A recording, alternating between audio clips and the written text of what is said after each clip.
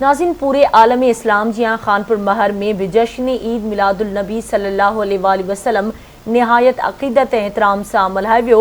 धार धार रैलियूं कढी महफ़िलूं मुनक़िद कयूं वियूं। हर तरफ़ मरहबा या मुस्तफ़ा जे नारनि जी गूंज रही। वधीक तफ़सील खानपुर महर मां आवाज़ न्यूज़ रिपोर्टर क़ाज़ी ख़ादिम जी रिपोर्ट में। पूरे आलम इस्लाम जियां खानपुर महर में भी जश्न ईद मिलादुल नबी सल्लल्लाहु अलैहि वसल्लम निहायत अक़ीदत ऐं एहतराम सां मल्हायो वियो।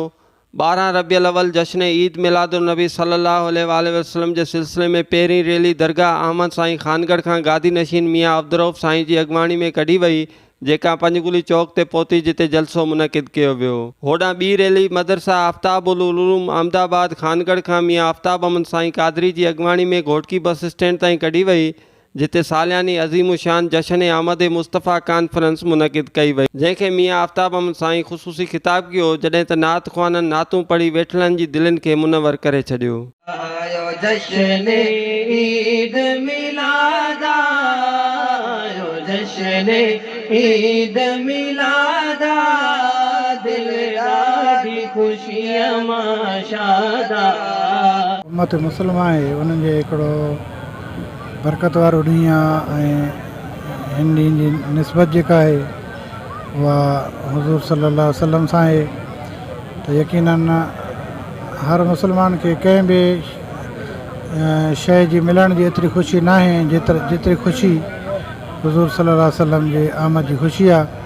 त उनखे जेके बि हितां जा खानपुर वासी आहिनि, खानगढ़ वासी या जेके बि पसगिरदाई जा आहिनि, सॼा हिते शरीक थींदा आहिनि ऐं इंतिहाई जोश जज़्बे सां हे जेको आहे सो महफ़िल मल्हाई वेंदी आहे।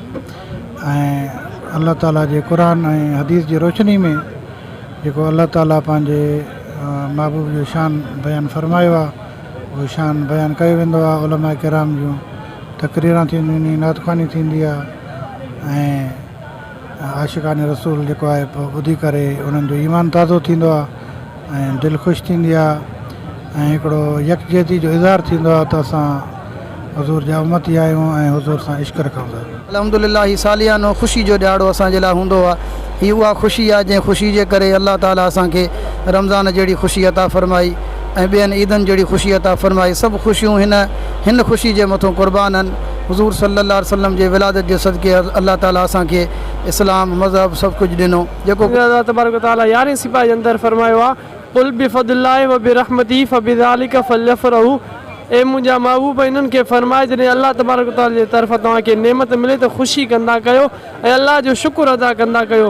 या महबूब असां लाइ वॾी नेमत है जो अल्लाह ताला पाण फ़रमायो वमा अर्सलनाका इल्ला रहमतल लिल। ईद मिलाद नबी जी असांखे वॾी में वॾी ख़ुशी आहे। जीअं असांजी ॿिनि सालनि जी ईदां हूंदियूं आहिनि, हीअ बि वॾी ईद आहे। 12 रबियुल अव्वल जश्न ईद मिलादुल नबी सल्लल्लाहु अलैहि वसल्लम जे हवाले सां खानपुर महर ऐं भरपासे वारनि इलाइक़नि में सॼो ॾींहुं सरकार जी आमद मरहबा, मदनी जी आमद मरहबा जा नारा गूंजदा रहिया, जॾहिं त रैलियुनि जी निगरानी लाइ सिक्योरिटी जा इंतज़ाम पिणु सख़्तु कया विया हुआ। कैमरा टीम सां गॾु क़ाज़ी ख़ादिम, आवाज़ न्यूज़, खानपुर महर।